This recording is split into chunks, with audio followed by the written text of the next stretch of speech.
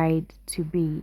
So Selena Gomez gives us a glimpse of her upcoming day that is going to be happening in the next month, that is September. So here comes the bride to be. Selena Gomez shares a glimpse inside her bachelorette party in Mexico. We also for Benny, and it was an amazing. It was in, I think, Las Vegas, and we get to see different pictures, and she definitely looked incredible. So this is such an amazing moment for Selena Gomez. And also we get to see that also Tyler Swift coming up.